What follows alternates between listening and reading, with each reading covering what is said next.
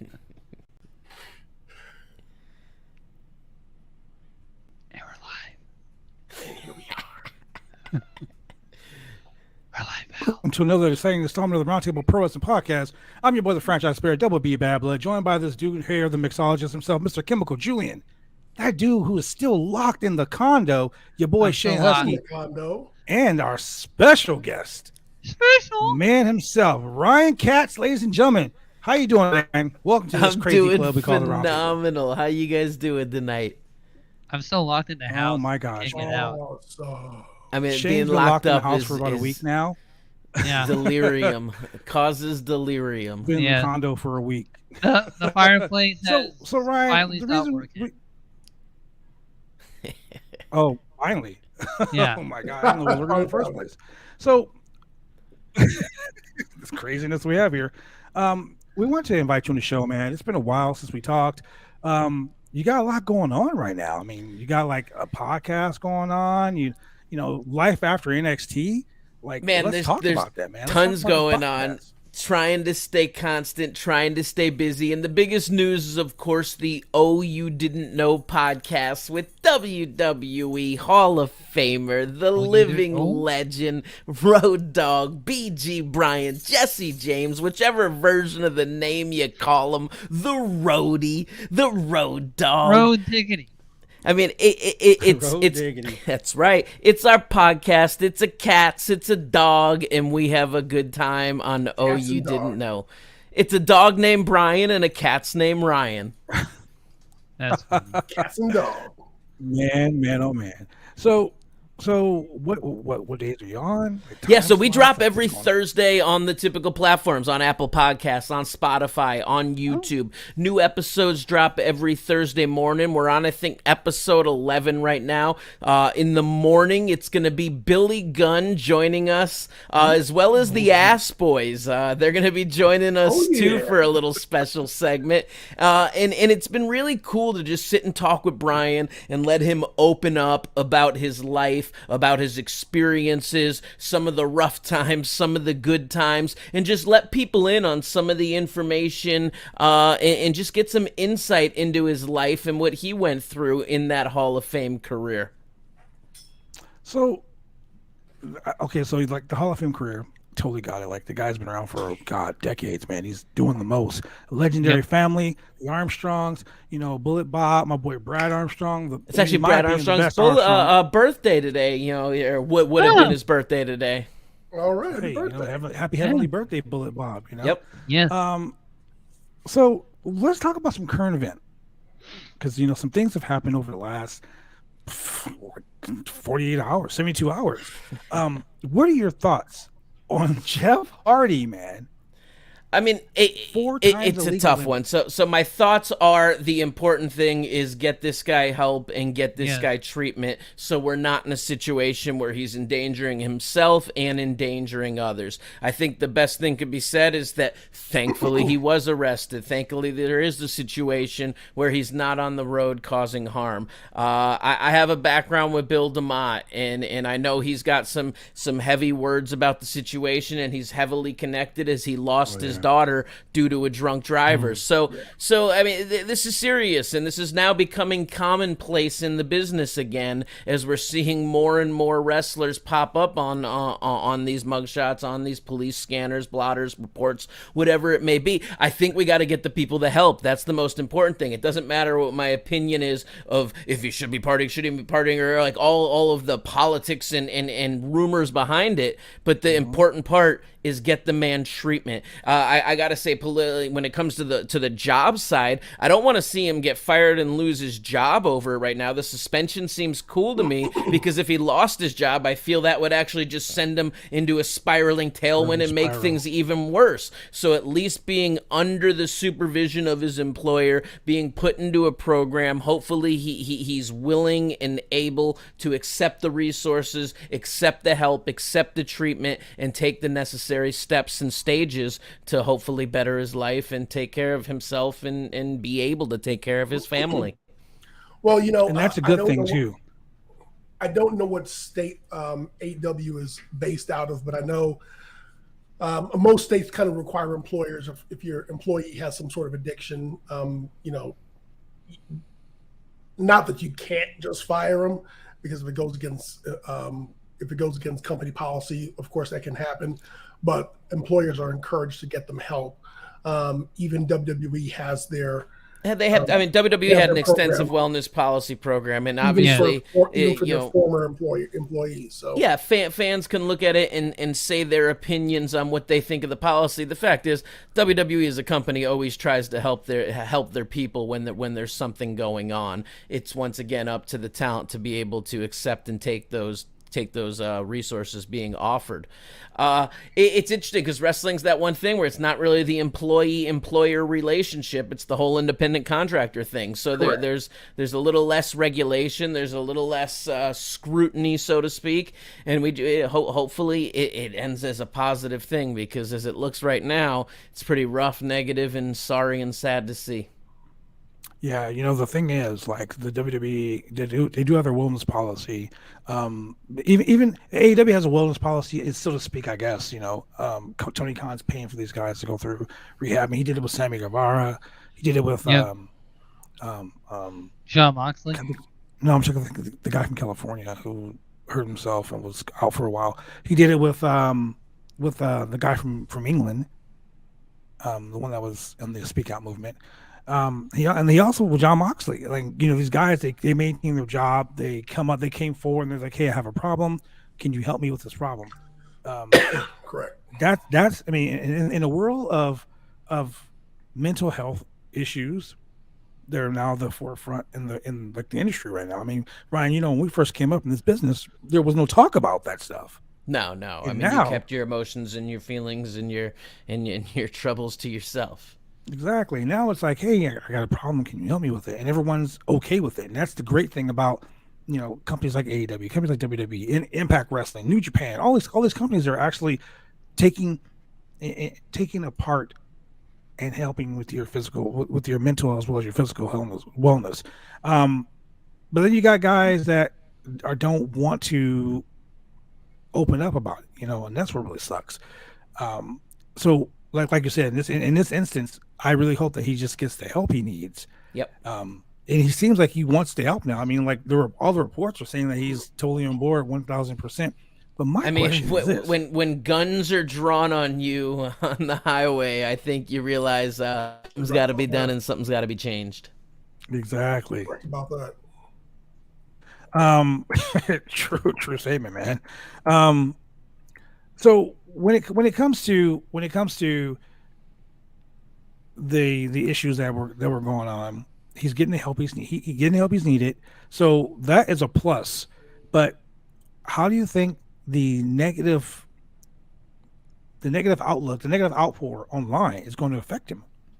So, I mean, it's definitely going to affect him. But at the same point, I think people like to see recovery. They like to see underdogs. They like to see heroes. So they're going to want to see him make a triumphant return and hopefully come back in a positive, clean, healthy state. I think the truth is it would be best if he stays away for some good time. And even if he goes through the program and gets clean, I mean, I personally don't think we should see him back on air for at least a year. I mean, let's see if he can maintain sobriety for at least that long before even trying to get into a situation of going to work and putting yourself through the physical turmoil and mental anguish of what it takes to be a professional wrestler. I think we got to make sure he can be healthy and clean. That's the main thing that we want is for Jeff Hardy to be healthy and clean. I mean, I already spoke my opinion about it. I don't feel sorry for him, but I do wish that he gets the help that he rightfully deserves. I mean, this is a career of struggles. So, as we say, hopefully this is the situation that brings clarity and allows him to see the necessary light to move forward. Right. So let's get to some questions about you, my friend. I want some questions about you. Tell us where. I mean, I know where you started, but let these guys know where you started, how you broke in, and how you got to where you are today. Yeah, so I was hosting a radio show at the University of Colorado about wrestling when I graduated from school there. And when I was flipping through our entertainment paper in Colorado and Denver, I saw an advertisement for a couple of guys that were training pro wrestlers and offering tryouts. What they were doing was doing these one-time tryouts, and then if someone had what it takes, they would kind of encourage them to go down to Florida and work for Steve Kern, or go to school at Steve Kern's School of Hard Knocks, which eventually became excuse me as my microphone gets hit, which became FCW. So when doing the bit, and having them on my show, we were doing a little bit where I was going to piss them off, anger them about wrestling, asking the wrong kind of questions, and then they were going to beat me up on air. And let me say, this is 1999, early 1999, and the internet is really just at its infancy of cool technology. So I had one of my first little webcams, and it was at the very rudimentary, elementary stages of what the technology offered on sites. But we offered a little webcam view into the studio of me kind of getting beat up by these guys. Through the fight process, they swore on the air, and I got kicked off the radio station. I was already on probation for an issue where the station didn't have my back, where I was recording at a Roots concert, because I was also the hip-hop music director there. And so I wasn't doing anything shady, but I actually recorded footage to play back on the show just to give coverage. But the station, for whatever reason, didn't have my back and put me on probation. Followed up, these guys swear on the air, I get kicked off the air. They call me up and they're like, hey, instead of sending these guys down to Florida, you seem to have this gift of gab. You have this promotional knack. You have some skill sets that they thought would be beneficial. Why don't we just come together and form something down here? And we did. And I'll say at this point, while a lifelong wrestling fan since I'm 2 or 3 years old, I really didn't have exposure to independent professional wrestling. It wasn't really my thing. I even remember as an amateur wrestler in high school, when I would occasionally see posters at various high schools for shows, I used to kind of make fun of it and be like, who are these bootleg, wannabe, not WWF, not NWA guys, fake Road Warriors, fake Rick Rudes, and all these. Yeah. I just didn't give it the respect, or didn't really understand what it was. So me and these guys started put together this program and used my journalism background, and I was able to create a lot of press and publicity for what was the school and what would eventually become the CWO, Central Wrestling Organization. We were covered by every radio station, every TV news outlet. I did political roundtable discussions on the PBS outlet. Like, we were just getting exposure as the place to be and putting on these fun, cool shows. And when it comes to this, I'll tell you, me, Dan, and Bobby went to a show in Denver. It was one of my first indie experiences. And I walked in, and there's about 30-something people in attendance. And this show advertised a cage match, and their cage match is they just took one piece of cage and leaned it up against the apron. Like they didn't have a real cage. They couldn't equip it. This is like I said, 1999, and like the biggest high spots on the show were like a body slam or a suplex, and this is the height of ECW, era. So like that's the interest level of where I'm at right now. So I walked in that and saw that show and was like, could immediately do better, knew we could do better. CWO, our lowest attendance ever was 371 people. We did over 1,000 people on many shows, and it was an experience that allowed me to get my education on how to promote shows. I started my wrestling education in terms of training there as well. Dan Magnus, my trainer, was a former world champion kickboxer and a karate instructor, and did a phenomenal job of just breaking down bumps. I'm fortunate enough that I wasn't trained in a traditional way, so my body, even at 45 years old right now, and through all the crazy, hardcore, extreme bumps I took in XPW and throughout my career, I really don't have those. I really don't have that broken down body, and I definitely credit my trainer Dan Magnus and his partner Bobby Black, because they implemented crash mats, and my school actually started in the karate studio studio, but then we moved into a gymnastics facility. So we were equipped with suspension floors and crash mats, and we had the tramps and the springboards, and we had all of this stuff that just allowed us to go out there and try to be the best that we can be. Now, I'll be honest, I didn't get the best training as it comes to psychology and putting together your match and calling spots in the ring and talking without letting it, like... I learned how to bump, and then we just watched wrestling and put together the coolest matches we could, and thankfully we did a good job of it, and it took me some places. It took you some places, all right. That's for damn sure. So you mentioned XPW. Yeah. Let's talk about XPW. Good times. Because Rob Black is back. He's back. And there's a new XPW. There is. Let's talk about XPW. Let's talk about your time. I mean, your time with Supreme and Joey. Shout out to Joey at Santino Brothers right now. Yeah, Santino. One of the best wrestling schools around. I should have put my Santino's track jacket on instead of my Kango today. That would have been a good call. This guy. So let's talk about that, man. I want to pick your brain about that. I mean, XPW was incredible. I mean, I was in my mid-20s or early to mid-20s, and I got to work for the craziest outlaw bad boy wrestling company there was that was owned by an adult company. So not only was I employed by them as a wrestler, but I was employed by them as an editor, director, cameraman, web guy, whatever you want to call it. And I was living the life at that point. I was also touring, doing comedy with Ron Jeremy, who's another taboo name these days. But like my experience back then was wild, crazy, and I was living the life with Extreme Associates, living the life with XPW, and then put it all together with some road shows with Ron Jeremy, and it was a good time for a mid-20-year-old. Right. I'm sure it was. I remember my first time at an XPW show. I remember watching this guy, Marvin, Mr. California. Yeah, everyone loves Marvin. Everyone fucking hates that guy. Come on.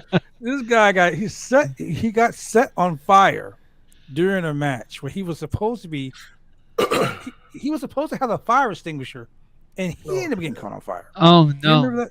I mean, one of the magical things about XPW shows was in the audience, or as an audience member, you could walk in and have that feeling that someone may die tonight. And it was a real thing. I always talk about the genocide war game style double cage match. And everyone in the audience in the first 6 rows thought that cage was going to collapse on them. Like, when you watch the footage, this cage just sways throughout the match and through everything that's going on. And you hear the crowd with the, I mean, me and Angel were supposed to fight, like, a lot of that match on top of that cage. Angel, and we took our first couple steps and started hearing pins popping. And you just see us both immediately go down to our knees and, like, hold it on and start like almost crawling over to each other to fight instead of looking so athletic. But one of my favorite moments. That place was crazy. I mean, it was just outrageous. XPW was the place where if you were a wrestler and you wanted to do some weird, outlandish, crazy shit, that's where you went. Because Rob Black let you do pretty much, like, I mean, look. Pogo's my man. I love Pogo to death. Vic Grimes my dude all day, every day. One of my all-time watching favorites. Vic Grimes get thrown off a scaffold. New Jack wanted to kill him that night. New Jack definitely wanted to, and showed restraint. Yeah. I remember talking to New Jack about that at the XPW reunion show in Redondo Beach. Yeah, so I've told the story a few times, but like, we moved the ring right before the show started. If we didn't do that, Vic's dead. Like, I always talk about when I first got to the venue that day, Vic came up to me and he's just like, Smiley, why don't you go up on that scaffold and tell me what you think? So I walk up on the scaffold, which is scary and crazy because you don't realize how much those things sways. It looks like it's a big structure, but like it just sways with every step you take. They move like a little bit.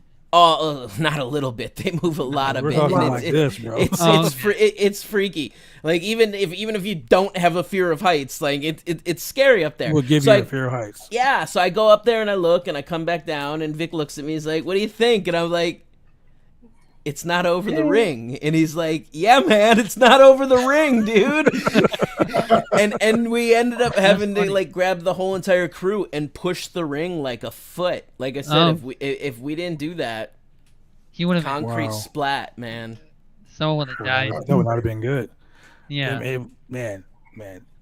So let's talk about the invasion. So I wasn't around for the invasion. I came in after that for the Heatwave invasion. But I'll tell you, it was one of the things that made me want to go to XPW. Less of what they did at the show, because I don't know if I noticed it or was that in tuned when it happened. But what I loved was the full page ad that Rob Black took out in WOW magazine apologizing for the invasion, and I thought it was just brilliantly comedic, and that was what really enticed me to want to go to XPW. It was just creative and outrageous, as I've said before, and just he didn't give a crap, man. That dude was out there. I mean, he was a living, breathing, walking cartoon character, and to be able to go be a part of that and then be able to climb the ranks to where I was putting the show together with him as part of like the little inner circle. I mean, come on. Look at this. My vaulted ceiling was getting finished and I was a mess watching the workers dance around the scaffold like it was a jungle gym. Yes. It was that crazy. Dang. I did a match for for Gary Yap. Epic Pro. Epic Pro Wrestling War. It was me and LTP versus the Suburban Commandos versus the Bucks versus I want to say. And I'll put over the Commandos, man. Hood Slam killing it. Trainers, Shotzi, Blackheart, man. They do some cool stuff up there in the north. We did a tag team 4-way tag team match for the Epic Pro Wrestling War tag belts. And I remember Gary was like, we should do a ladder match. No, we should do a scaffold match. Put the belts with a scaffold. And Eric Watts is scared of heights. Dude was fucking huge. He's scared of heights. So he's like, I don't want to be in the match. So LTP was like, well, I'll be in the match. So then the Commandos were like, dude, can we give you the Fizz bomb from the top of the ladder? Fuck no, I'm not taking that off the top of that. Right? So we ended up finally convincing him to put a ladder up. The Bucks were like, yeah, we'll do this. Nick was like, I'll dive off the top of this thing. It's crazy. I want to do it. And then they were setting up the scaffold, and as you can see it was swaying so much. Your boy Bo Cooper was like, I don't think anyone should get up there. And it became a ladder match. So trust me, those friggin' scaffolds is probably the scariest shit you'll ever be around. Just mentioning big bumps, my first match ever, I took a DVD off the top rope, so... Wait a second. Raj Giri bananas. He says Sasha Banks has been released. There you go. This is a crazy volatile time in professional wrestling. Really? Lots of breaking news. The news earlier, man, there's just things going on every day, it seems. The Vince McMahon stuff is just out there, man. So, wow. Like every week there's something, this is always something. You know what? I think they're playing. I think it's really a game of one-upmanship. Who can have the news out there? Yeah, hey, really. Jeff Hardy got caught for DUI again. Who could ruin their careers worse? Let's see who can one-up. Grabbing some ass. What can I do to make my career even worse? Listen here, pal. I'm going to go ahead and just pay this chick all this money, but I'm going to be innocent. I mean, I just can't imagine. I can't imagine Vince and Laurinaitis being the new what do you say, Riddle and Damian Priest, allegedly. Wow. What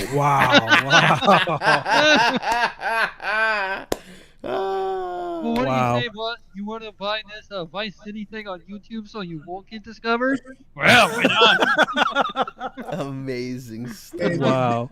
We'll see how it all plays out. I mean, as a fan of the industry, it's interesting to wake up and read headlines. Oh my God, you have no idea. I'll wake up to like 15 to like 30 text messages, all from Cass. Did you see what happened? Did you see what happened? I'm like, I just opened my eyes. What the fuck's happening? Go on Twitter. It's everywhere. I don't even know why everywhere. Like theory. Oh man. Wow. So me personally. Wow. Me personally, I have a question. I could have just texted to you and asked, but I wanted to ask on the show. What are your thoughts, knowing Dusty Rhodes, all the time you spent with Dusty Rhodes? What are your thoughts on Cody returning in his first feud is against Seth Rollins, a man who Dusty looked at as a son?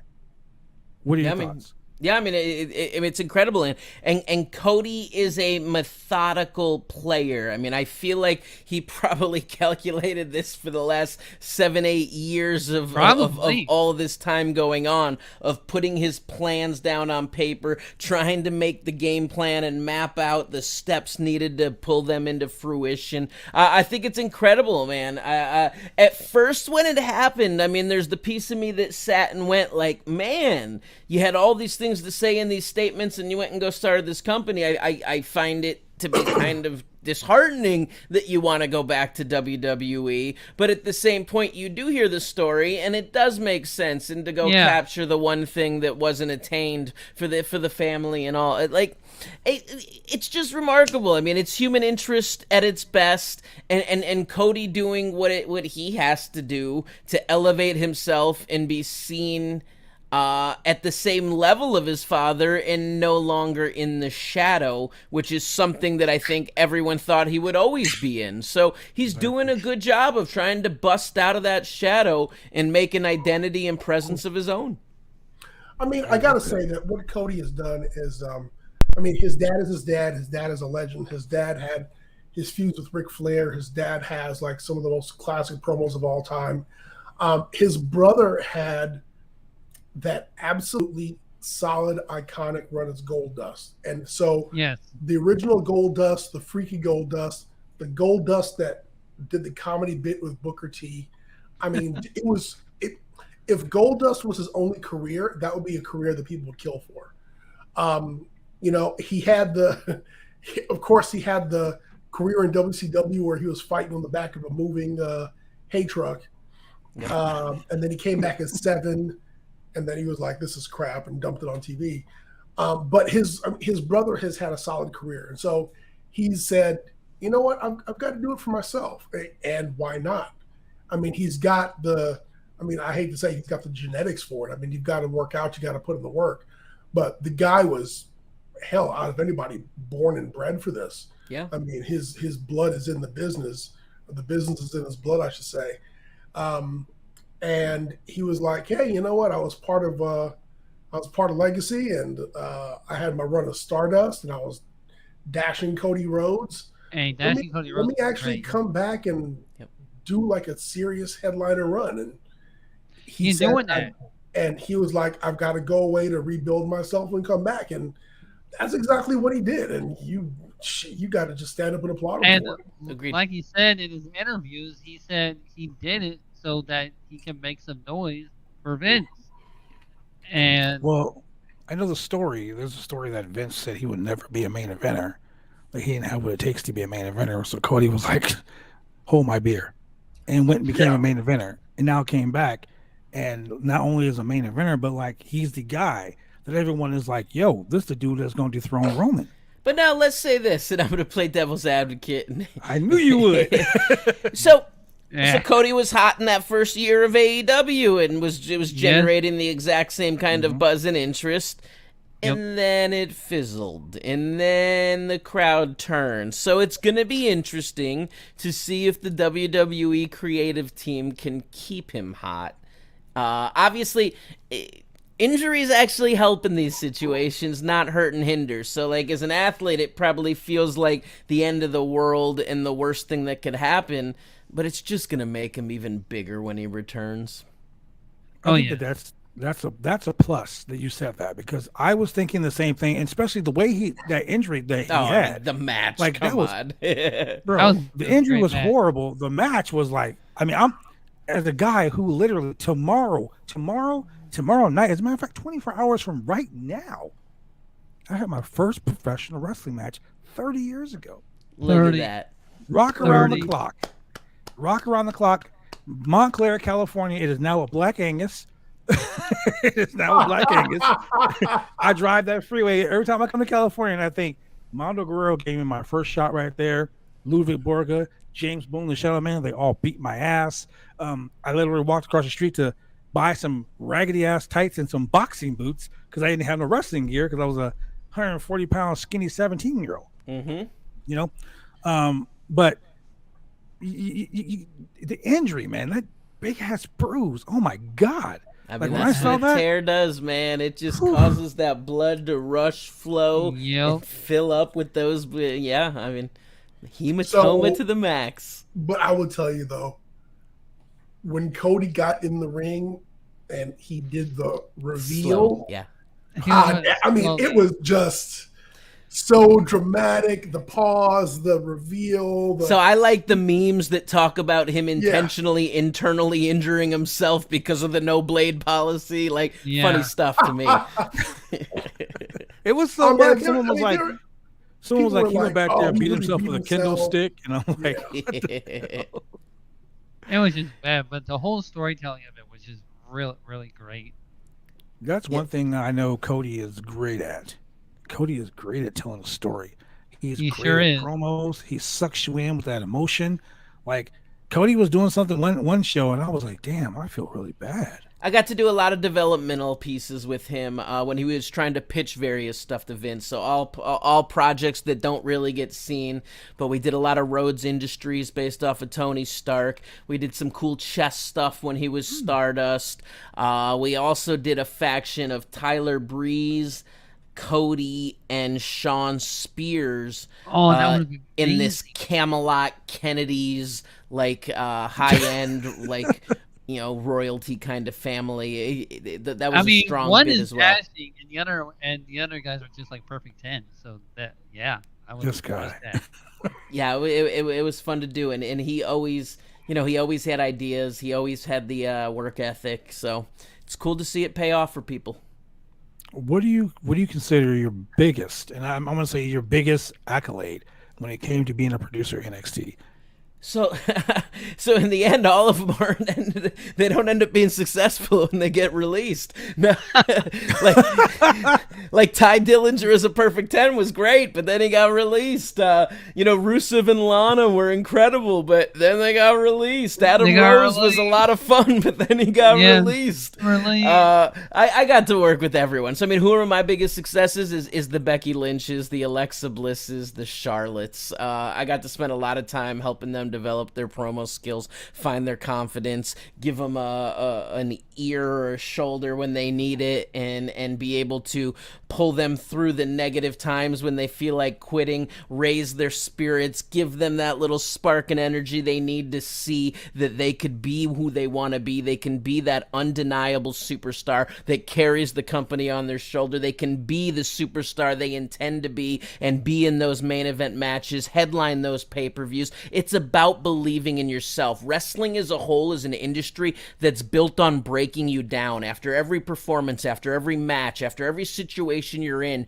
you're going to hear from your producers, your directors, your coaches, your execs, whoever, everything that you did wrong and could have done better. And while that's great when you're trying to learn and become better, there's always something to learn from. There's a time and a place, and when you're coming off of a high of a pretty good match, you don't need to hear of 7 things that you could have done differently. Right. So all of a sudden you start doubting everything that you're doing, even when it's good. And we do this, and this is what the business is generally built on. But what we really need is confidence as a performer. If you believe in yourself, people will believe in you. But if you have self-doubt, if you have those moments where you feel inauthentic, where you're just not believing what you're selling yourself, nobody's going to be buying what you're putting out there. So the key to me is to work with that talent, make them feel comfortable, make them feel excited, jazz them up, give them that energy, give them that little boost, and suddenly they perform for you like you couldn't believe.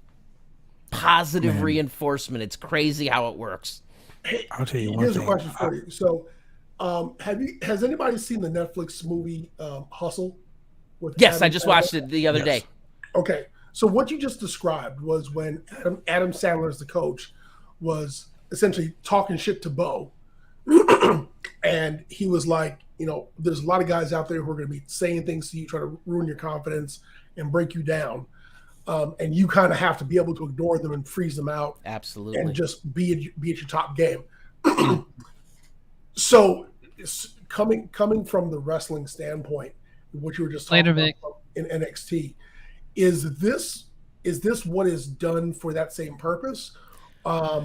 It's funny. You sit and you question why so much is done, but I do think it is all of the negative things that we generally hate to see happen in the careers as you're climbing are usually done as some sort of test or preparation, because the higher you get and the bigger your role is, the more drama there is, the more politics there are, the more people poking and prodding into your career and your business. So I think it is meant to prepare the talent. I just think it's kind of personally a little bit archaic in technique, and I think it was interesting. Like, we're trying to do things to make things better, but I haven't been there for it's pushing more than half a year already, so I don't know what things are like now. But like, we had a run at NXT where for many, many, many years it was incredible and positive in this environment where it was camaraderie and family-like, and everyone pushed each other to be better, and everyone pushed each other to raise the bar higher and higher and higher, and to push past potential and exceed excellence. It was the common goal, and I felt when I was ousted, and in a little bit of time before that was going away, and it was definitely becoming a lot more like the old school feel of every man for themselves, woman. So we have a question. Hey Ryan, what led you to be a producer at WWE? My contract being rescinded for being talent. So in 2012, I was actually offered a talent deal. And 2 days after my contract came in the mail, I woke up and read on the internet that Ty Bailey, who was the head of talent relations or talent development at that time, he got fired. And I sat, and immediately my heart sunk, because twice in my life previous, and I've talked about this before on others, so sorry if I'm repeating, but twice in my life previous, something like this has happened to me. In 1999, before starting that wrestling company, I was almost hired by WCW to work on their hotline in the emerging internet scene, and the woman who was... And the woman who was going to hire me ended up getting transferred from WCW to Cartoon Network as being part of the Turner family. And my job opportunity went away. Many years later, I was supposed to be a contestant on Deal or No Deal. Went through all the booking and auditioning. Everything was great. I was just waiting for my recording date. All of a sudden, a month goes by. They never called for the date. I kind of go do some follow-up. Found out that my casting director was fired. His files got tossed with it. So all of a sudden, I get the headline: Ty Bailey's fired, and I just know this is the beginning of the end. A few days after that, FCW got shut down. Oh no, this doesn't sound good. About 4 weeks later, as I'm waiting for the date for my medical testing, I get a call from John Laurinaitis, who tells me, "Sorry, don't Ryan." Answer the phone. and you know it, right? Like, you feel it when it's funny. Like, before you ever get the call from them that 203 is the coolest thing in the world. Once you're in the relationship, it's the worst you don't want thing to see that you'll number ever no more. see. You never want to see it. So like, I knew it when I knew something wasn't good right when the call came. And I also remember that I was so mad and upset when it happened that I wanted to throw my phone at the wall, but I also was smart enough to realize I'm kind of broke at the moment. So I just threw it at my couch really hard so I can throw it, but it's not going to break it at least. And they pulled the offer on me. So about 9 months later, after pursuing Canyon, who became the new guy in the position, Who's better than Canyon? Nobody. Nobody. Canyon. Yeah, I was a big Canyon fan back then too, man. That was good. That was some good stuff with him and Raven too. Fucking Mortis, baby. What about me? Exactly. All of it was entertaining. FYI, WWE No Mercy, Canyon's character had the best moveset in the entire game. I heard. He used to go out and do all the training of guys for movies and stunt coordinator, and I mean, he was a knowledgeable man of that. But the other Canyon Seaman got the job, and he ended up, hiring me for this role behind the scenes. I became the first employee of the WWE Performance Center. When he hired me, he told me I had two responsibilities. One was to be indispensable, and two was to not be Dusty's bitch. And that's what I kind of went in there, with the intent to do. So essentially, the guys before him, respectfully and in good positions, but Dusty would kind of send them around as errand boys and do that. And Canyon pretty much said, "Look, I'm not paying you to be his errand boy. Like, I'm paying you a lot of money for your mind. Let's make sure that that's what's being done." And there was some conflict with Dusty in the beginning, and then just by doing good work right away, like after him seeing one of my first projects, he was on board, and we became incredibly tight, incredibly good friends. And he as he would say to me, "Ryan Katz, I am not your boss. I am your coworker, and I'm not just your coworker. I'm your friend." Like it was the best, man. Fucking legendary, man. I love stories like that, because when you sit back and you think about all the years you've been in this industry, we used to just sit and eat ice cream in the office together. I'd make homemade ice cream and bring it in and stuff. And we'd have talent meetings. There's some pictures of me, Dusty, and Bull Dempsey eating ice cream. Me, Dusty, and FTR eating ice cream together. Yeah, Rich Brennan or Rich Bocchini and Corey Graves. We'd have hot dog parties with Dusty, where we'd have staff meetings where we'd eat hot dogs and French fries and discuss the business. Good times. You guys just hung out and shit the shit is what you're really saying. Hot dog heaven, man. There were staff meetings, very important staff meetings, very important business. Oh man. Andy King said that's a story to tell right there. What a story to tell. True statement. True statement all around. I mean, I've been lucky and fortunate to have a lot of crazy times and experiences that include lots of cool ups and also some crazy downs. But that's what life's all about, is making the most of the opportunities that come in front of you, and then also seeing what those opportunities are, because sometimes you don't realize what an opportunity is, and you got to make it something. That's true. That is so true. So here's the big question. I've been waiting to ask you this question. I was going to ask you this question when you worked at NXT, but now you don't work there. Now I can freely ask you this question. But can I freely answer? That's the question. What are your straight shooting thoughts on 2.0? Straight shoot. Like Everrise? 2.0? No, not those jokers. The whole NXT Jericho Appreciation Society, is that what we're talking about? I keep hitting my mic cable. 2.0. So what are my feelings of 2.0? I think there's a lot of good and then there's a lot of bad. So actually I should say there's a lot of good and there's some bad. I don't think a lot. So the good, I love that there's a lot of characters and there's a lot of people getting opportunities. To me, if you took that element of what 2.0 is and would have had those past few years of the Triple H metal version of NXT, I think we wouldn't be seeing a changing, transitioned version of NXT.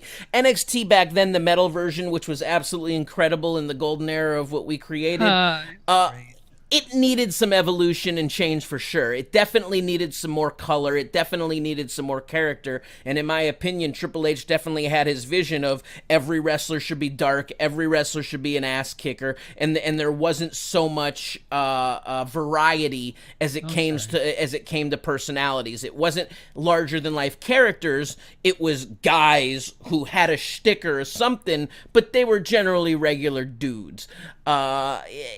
So I like the character aspect. That's something I've always been into, is larger than life characters and then being presented in fun stories. Now on the flip, I think they struggle with engaging and endearing content that connects with their audience. So I think generally the problem becomes being slightly out of touch with their fan base and creating a product for themselves and not creating a product for the fans. You gotta be a company for the people, by the people, not just for yourself. Just saw the meme right now today of the Triple H from a few years ago of making fun of the fans and blah, blah, blah, of like, we don't listen to the fans because they're idiots kind of thing. And it was from like 2018 when a rating was this, and they're like, oh, who would have thought that all these years later the ratings would now look like this when you go insult the fan base? And it's interesting because like there's some elements of that you got to be able to look at that and go and say, there might be some truth to that. Hey, I'm not playing no fingers, but hey, look. Yeah. So Ryan, here's another question to kind of piggyback on that. With Triple H being out due to illness, how much of his influence is out of NXT, and how much influence does he have left on the WWE business as a whole? So currently I have no clue how everything's going and operating, but like things were changing before I got sick. Like that's the reality of the situation.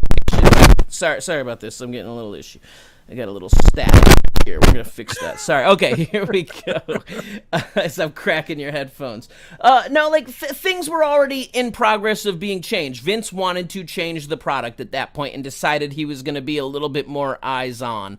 So I don't know what the current role is, and now that he's back, how much influence, or if he's now on the on the back burner. But when I left, Shawn Michaels was in charge, and that's what was going on. So I mean, I know the internet likes to say Vince was there, like it became Shawn's show while H was gone. So let's just go back a bit. So a few years before, when freaking NXT was putting on these hell of a takeover shows. Every show better than the previous, which was like an impossible task to accomplish. It was like Christmas morning waking up. You would have a takeover show, and then you'd have like Money in the Bank. Or you would have a takeover show, and then you'd have the Rumble. And takeover would whoop its butt every single time. Every time. And you would see takeover, you'd be like, wow. How are they going to fall through that? Tomorrow better be fire. Those few years were incredible. I mean, every single time the bar got raised. Like, you would think you can't top that. And then every month, the guys went out there and topped it. It was incredible. So during that time period, like, what was Vince doing with? I mean, did he look at it? Did he care? Did he? I mean, so it's all hearsay and speculative at that point. It's not like I wasn't sitting in meetings with Vince. He was really hands off with the NXT product for pretty much the entire run that I was a part of it. Now, I would sit and say they didn't care, and I think that was evident by the fact that every time NXT guys got brought up to the main roster, it wasn't that they were brought up, generally speaking, in the role or in the status or elevation of where they were. They were started over, packaged differently, or if they were a babyface at NXT, they became a heel on the main roster. If they were a heel on NXT, they became a babyface, and completely just neglected what was being built or the connections that were being made with the audience. And not only that, it was kind of hard to tell who was the babyface and the heel at the time because NXT was being taped throughout the 4 weeks in advance. And I saw Gargano and Ciampa on the one Raw episode, and they were being treated as faces, but they were feuding on the other NXT show. It got people really confused. I mean, they were having a blood feud where they were like ripping up matches and shit. And then like, it's like saying, Julian, I mean, that's frustrating for everyone. We're going to be on TV together. Yeah, I mean, it's frustrating for everyone when you're trying to do something down there and they're doing something different up there. But, like, it's the cards you're dealt and it's what you got to play with. And that's what actually makes you better as a producer, as a writer, even as a performer, is having to adapt to those situations, and being able to adapt to those situations shows that you got the skill set that allows you to be plugged into any situation and know that you're going to go out there and make things happen and make it work. Okay, so here's another question, and this may seem completely asinine, simply because as wrestling fans, we've seen it over and over. Unlike football, baseball, soccer, any other sports franchise, professional wrestling, and let's say WWE, because they have NXT, which was your training league, and then you have your main roster. Okay. Why would you take I'm sorry, why wouldn't you take a Bobby Roode? You know what? Perfect example, Bobby Roode. Bobby Roode came from TNA. Yes, he did. Everybody knew who Bobby Roode was. In fact, they kept his name in NXT, Bobby Roode, Robert Roode. The Glorious gimmick got over huge. Mm-hmm. They brought him to the main roster and just kiboshed the whole thing. What is the problem within your own brand? So not somebody that you're taking from another promotion. What is the problem with taking somebody from NXT, bringing them to the main roster, and just building upon? Okay. Yeah, like it's mind blowing. It's puzzling. I mean, it's perplexing to be in this situation, and you're constantly trying to create stuff, and then you're undercut. So like, but it is what it is. And here's the deal: each one of those shows has their own team of people. So that whole team of people is probably in situations where they gotta produce good content, and they can't just recycle someone else's content. They gotta come up with something of their own to survive. I mean, I don't know that that's the case. I'm not on those teams and wasn't, but like, it's the hard thing of doing all this. It's not so easy because it's easy to book from the outside, but when you're not in control and can't control the circumstances, it's fantasy booking at its best. Here's the deal. I mean, even on the internal stuff we did at the PC, I would sometimes write 4 and 6 weeks of TV for something that you never saw, internal shows that we did. And all of a sudden, someone gets hurt on one show, or one person's hurt, 3 people are hurt, 2 people are on vacation, and no matter what you do, you got to change it and rewrite it, and all of a sudden, nothing's as good as it was originally intended to be, and it's because there were circumstances that you had no control of, but you had to go with the flow and make it happen. Yeah. I always wonder, like an Eli Drake, getting packaged as an LA Knight and now a Max. Right, to be switched right away. Like it's weird, but who knows? I mean, at the same point, they're successful. The company is making record profits every quarter, so they're not like, that's the funny thing. This is the state of wrestling right now, is everyone's got an opinion of why everything is wrong, but the fact is, for WWE, everything is actually right. And everyone has an opinion of what AEW is doing wrong, but for their fan base, they're doing things right. The fan base likes it. It's the casual or outside fans that have opinions, but like, I sit and I watch those shows, and of course, from the lens that I'm used to and a critical eye of WWE's lens for so many years, I see tons of things that I'm like, oh my gosh, why would they be doing that? Oh, why is this going? All these, but my opinion is invalid in that situation, because that arena is going crazy and that fan base is having the time of their life, and that's what it's all about. Yeah, but at the same time, if you're a big enough brand, if you're a Coke, if you're a McDonald's, if you're a Target, and you have a rabid enough fan base, and you raise prices by 3%, something just enough where people won't leave, they'll continue to purchase it, and not high enough to make them go shop elsewhere, you're going to have record profits. True statement. I mean, this is the world we're at right now. I mean, it's not just WWE at that point. It's every corporation right now through inflation is doing really well. And WWE isn't Chevron 76 or mobile. You know, it's not a must-have. Well, not for everybody. For some of us who do need that break every few days, it is a must-have. But I mean, you know, it is something that when people start looking at the disposable income and they go, what's got to go? That subscription service, maybe one of them. Those tickets to a live event, maybe one of them. Yeah. Those. No, I mean, I'm interested to see in a couple of years when the licensing deals come up of how these renewals are going to be. Is it going to be, and it's probably going to be an increase, but I don't know, you know, does the user and viewership support those numbers? We're going to see. And with that being said, Ryan, let the people know where they can find you on social media, man, because I want I know it's late where you are. I'm gonna get you out of here. I'm an old school dude at 45, so I'm still pushing web pages instead of just social media. RyanIsSmiley.com, which correlates to the social as well. Instagram, Ryan is Smiley, and then on Twitter and Facebook, it's I am Smiley. And then I'll throw one more website out at you, howtobeaprowrestler.com, for you to check out my ebook. If you're a youngster looking to break into the business, it's a quick read and resource guide to get you knowledgeable about what it takes to break in, how you could stand out, be different, and then gives you kind of collection of different wrestling schools around the country and some other resources to get you started. Howtobeawrestler.com. Remind you that Oh You Didn't Know with Road Dogg and Ryan Katz is available on Apple, on Spotify, on YouTube, and all of those places. And make sure to check it out, support it, and I'll just throw the plug right there. If you're in the bedroom right now and you need that little bit of the little blue pill or the little yellow pill, BlueChew.com. BlueChew.com, promo code DOG, and we'll keep you strong like bull. Can you have Bluetooth? Rock on. All right, man. Ryan, thank you for joining us, man. It's always a pleasure to have you on. Absolutely. We'll be back again in the future. Thank you for having me. Go check out the Oh You Didn't Know podcast.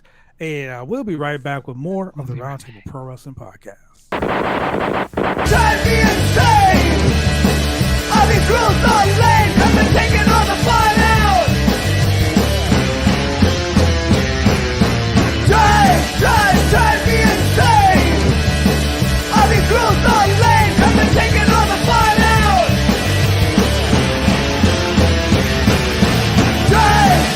Drive me insane! All these rules...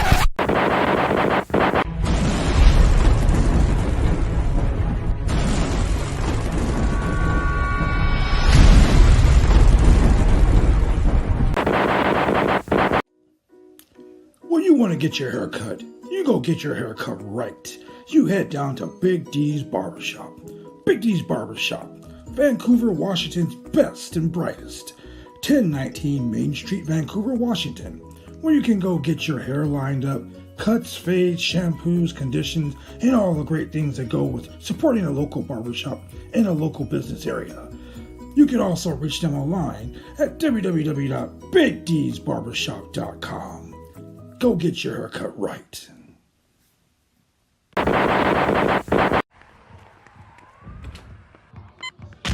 These are more than just the sounds of a safe place to go after school. These are the sounds of interest being ignited and of mentors making an impact.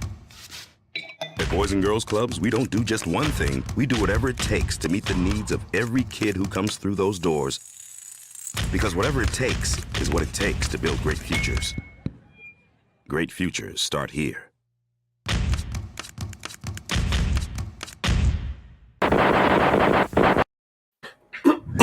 We are back.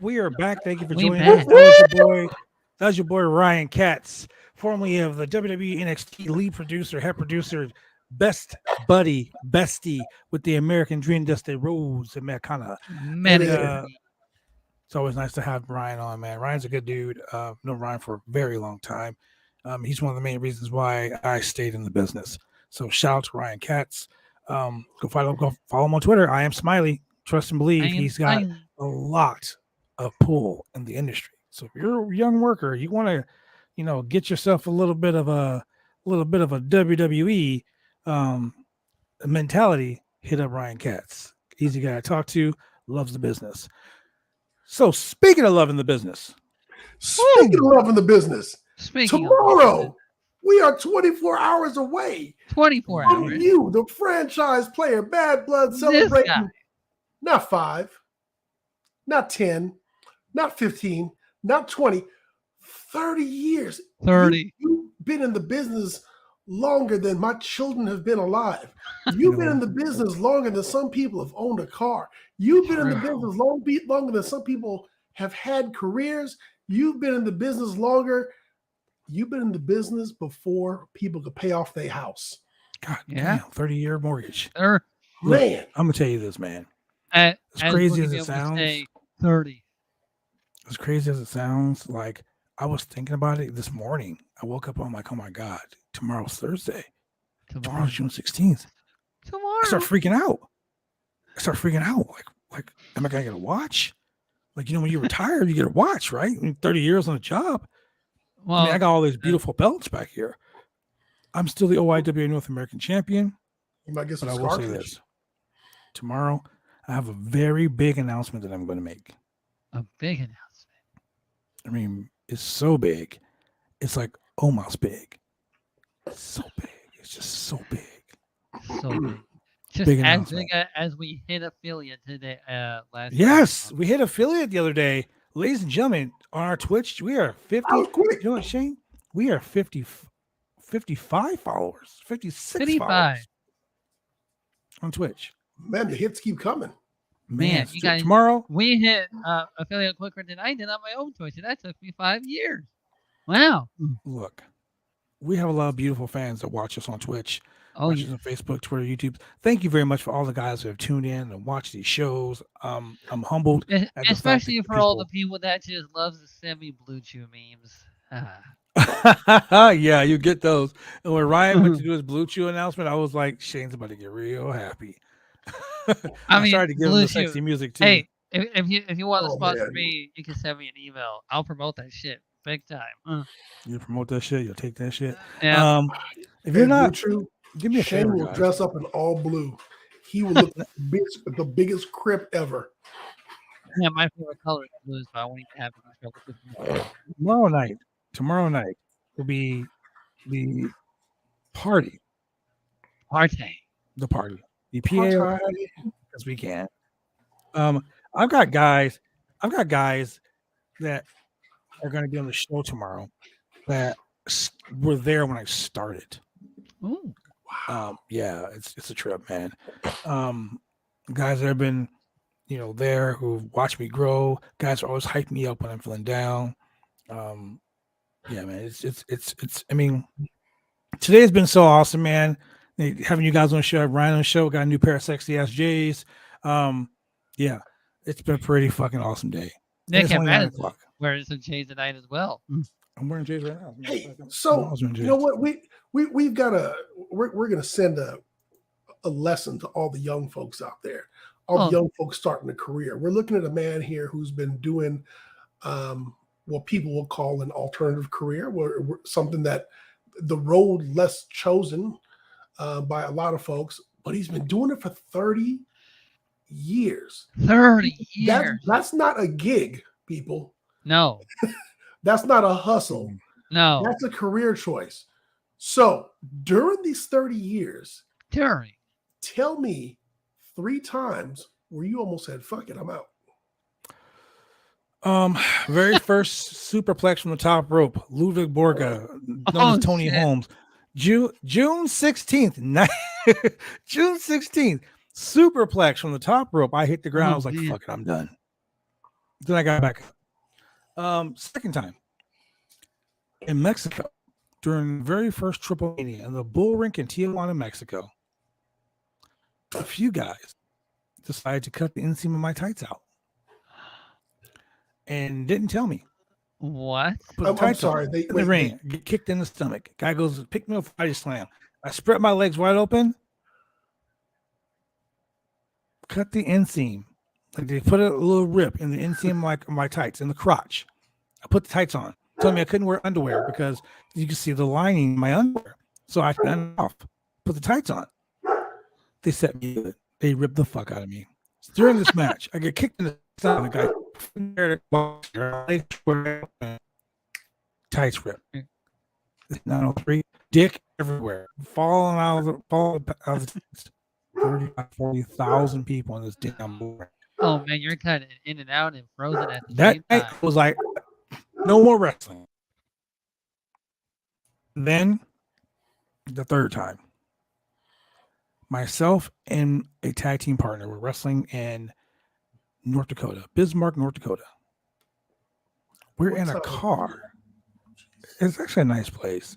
We're in a car with the promoter.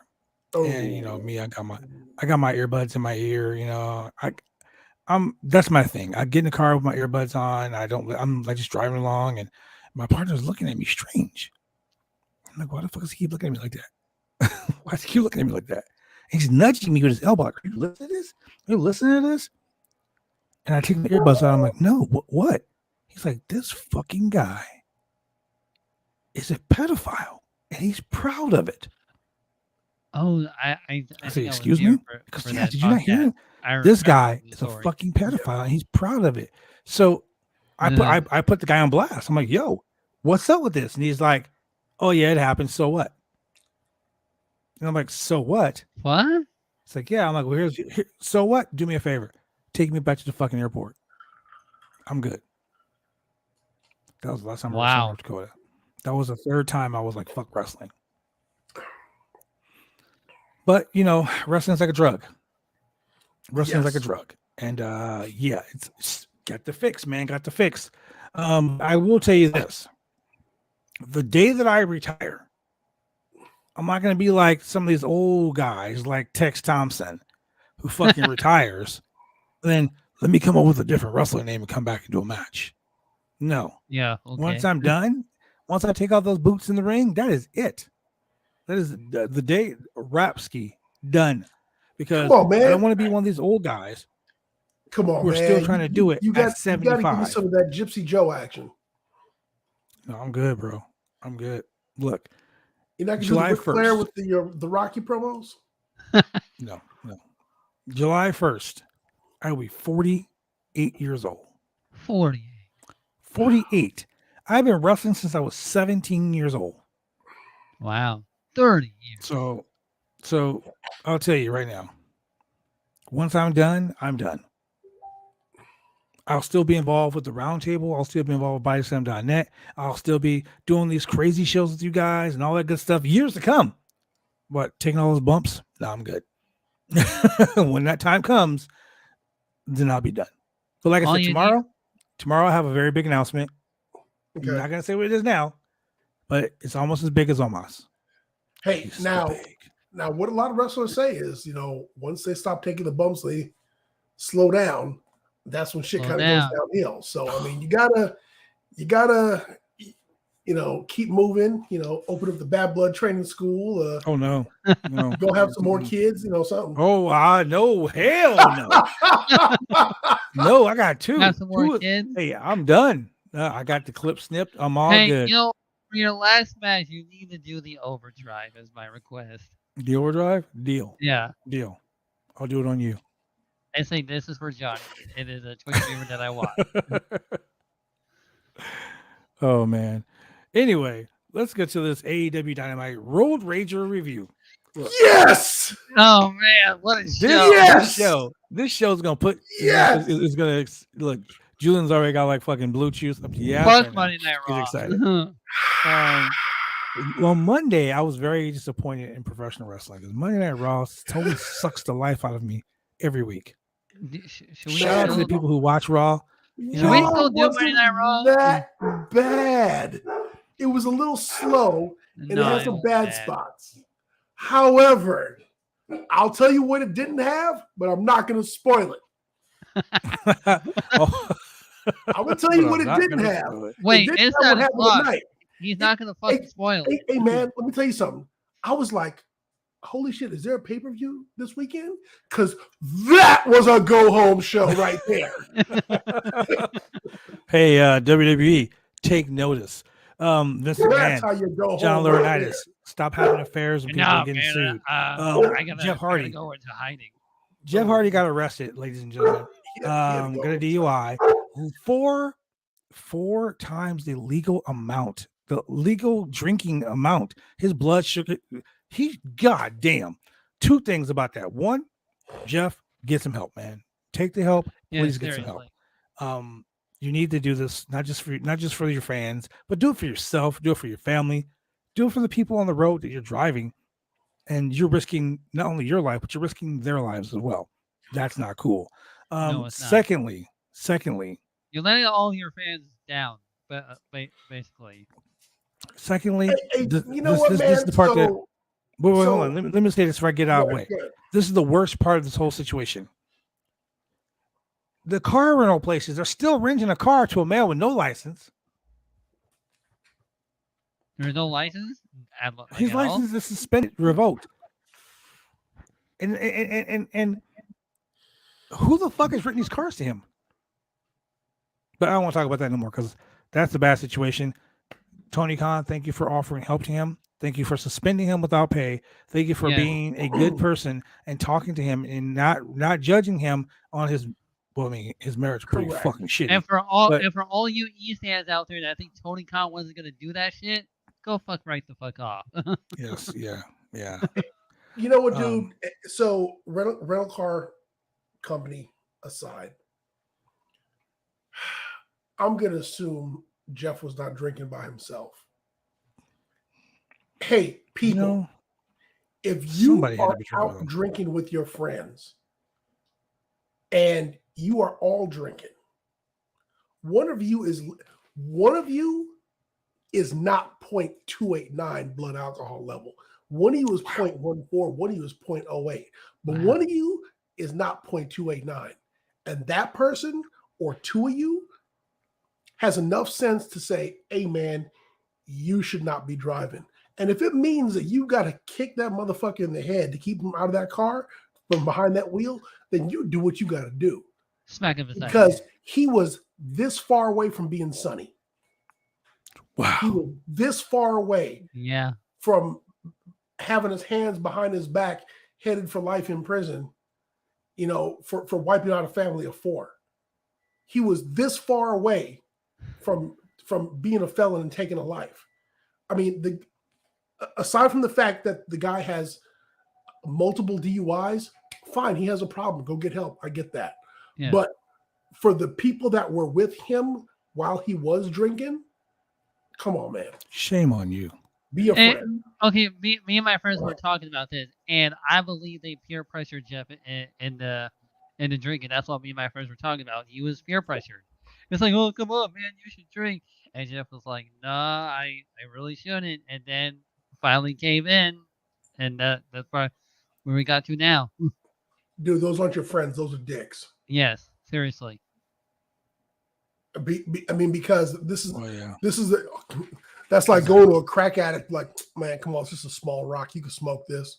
Come on. No. I mean, this is speaking of dicks.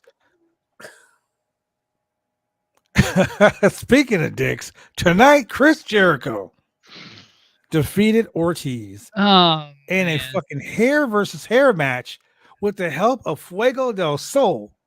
Or is it? Or was it? I had to applaud that. Sammy Guevara returns. And that, look, long-term storytelling. Yep. Man, he really psyched y'all out. Yes, it was. 1 year ago today, Jericho, Sammy Guevara, fucking Santana Ortiz, and Jake Hager all formed the Inner Circle. Yep. 1 year to the day, Sammy Guevara rejoins the Inner Circle. Yeah, he did. Or as it's now known, the Jericho Appreciation Society. Inner Circle 2.0. And he defeats Ortiz. He defeats Ortiz in a hair versus hair match. But Ortiz, true babyface, cuts his own hair. Ortiz was like, yo, I lost. I ain't afraid. Chop my own shit. But then Ortiz was like, yo, blood and guts, which is going to be what, next week? Yeah. So this is a go home show for next week, which is a go home show for Forbidden Door. I'm like, wow. So this was a good match. I give that match a fucking A+. Yes. It was so good. So good. So many near falls. William Regal was like giddy, like a schoolgirl with the idea of Chris Jericho being bald. It was awesome. I'm trying to figure out the return of Wheeler Yuta. A schoolgirl laugh, but in the British accent. I'll probably come up with it. Wow. We saw the return of Wheeler Yuta as he came down. And JR was like, there's Wheeler Yuta. Where the hell has he been? Right? Like, JR, do your fucking job, dude. He's been in New Japan, doofus.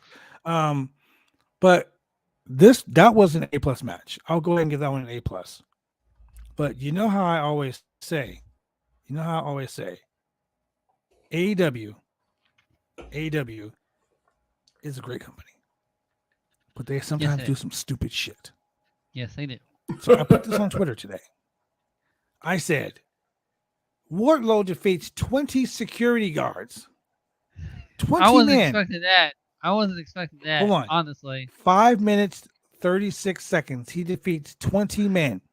So they weren't wrestlers. This is my mentality. This is my thing. They were all independent wrestlers, though. They were civilians. Let's call it what it is. Okay. Even civilians. 5 minutes to beat 20 people up. He's okay. badass. So this is my thought. Yeah. This is my thought. Hey man, you give me 5 minutes, That I got at least motherfucker- 7 of them. He better not ever lose a fucking match in AEW now. No, he better Because not. if he can beat 20 men in 5 minutes and 36 seconds, you Bro. better not have more than a fucking 3-minute match with anybody in AEW. Dude, if I swear to God, I wish the big boss man was still alive, because this would be the perfect time for him to come out and be like their boss County, Georgia, and be like, beat me. Yeah, I can totally see that. This was some bullshit. I'm gonna give this segment. Not only that, but he also said, Roman can stack him, smash him, and pin him. 2 guys? Well, I can outdo you. Dasha, 20 guys. look, Dasha Fuentes, I love her. She's amazing. But I've been a wrestler for a long time. When you pin someone, you put their shoulders to the mat. You don't stack dudes on top of dudes face down. Roman did it. He stacked like 8 dudes, and she was like, she was like, plaintiff number 1, plaintiff number 2, plaintiff number 3, pinned, plaintiff number 4, pinned. None of these motherfuckers were pinned. It was like he clotheslined 2 guys over the top rope. They were pinned. I was like, is this a battle royal? Like, what the fuck? Yeah, So, no, they didn't explain the rules at all. Like, they didn't explain really nothing. They just No. said Wardlow versus 20 guys. So in my mind, Wardlow has to pin 20 guys. I'm like, Yeah, this shit pin. gonna last all night. 5 minutes, Nope, 36 it seconds didn't. later, he beat 20 fucking grown Yeah, ass 'cause men. you know what he did? He smashed, stacked, and pinned him. The point I'm making, Look, man, you're the point I'm acting like making is you're acting Wardlow like better you not- 20 Navy SEAls. These were rent-a-cops. regardless, they're still grown men. It takes 20. I'm a tough guy. They were Julian, I'm a college tough guy. students. Listen, These guys listen, are fighting for a hot dog and a handshake. Listen, I'm a tough guy. But if A 20 chicken dudes wing fought and me, they're gonna milkshake. beat my ass. Okay. If I had to fight 20 dudes at the same time, they're gonna beat my ass. I'm just calling it what it is. Remember that guy that he powerbombed into the cage and who rolled on the ring? I jumped off the top rope. Where is he now? He Still jumped on off the the top ring. rope. Jumped off the top rope, trying to get Murata. I was like, what the fuck is he doing? Even Jim Ross is like, poor guy, what are you doing? I'm like, he's being stupid. What are you Jim. doing? Get down. You're going to get hurt, man. The point I'm making is this was horrible booking by Tony Khan. Tony, this was stupid. 20 fucking guys. 21 guys. Security guys. Because he's 21 guys because he powerbombed fucking the manager, Smart Mark Sterling. Here's the thing though. Here's the thing though. Tony, don't be like Vince. Besides, but that was great. $3 million I'm fucking not mad at him for that. sexual that lawsuit was thing. Great. Don't be like Vince. Don't be like Vince and Laurinaitis. Don't be like them. Look, here's the thing. Don't treat the fans like they're stupid.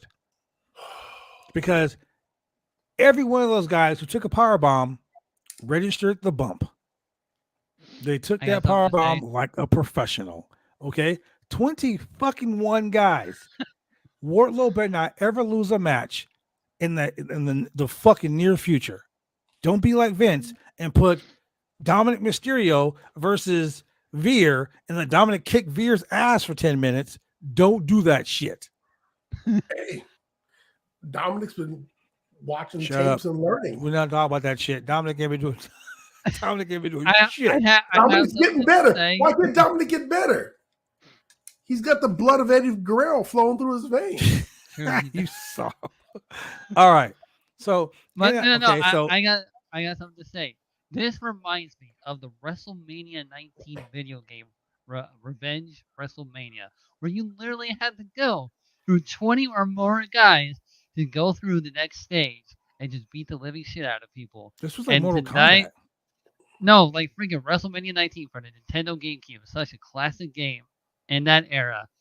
There is a story mode called Revenge WrestleMania, where Stephanie and the WWE security guards throw you out of the building, and you had to fight your way through every security guard.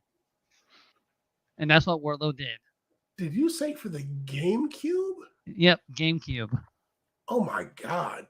I played every single wrestling video game, and that's what it reminded me of. Okay. Yep. Oh, and it was a fun game. How was the gameplay on that? Because I aside from the Mario, like traditional Nintendo games, oh, it was smooth. There was no glitches or crashes or whatsoever. Like the only other games I enjoyed for GameCube was like Def Jam Vendetta. Yeah, it was nothing like that. Def Jam Vendetta. Yeah, it was fun. Man, I gotta get a Nintendo GameCube again. Bringing back memories. Anyway, in a match that was beautiful. Like this match was so beautiful, I wanted to kiss it. It was so beautiful. Dax Harwood versus Will Ospreay. Bro,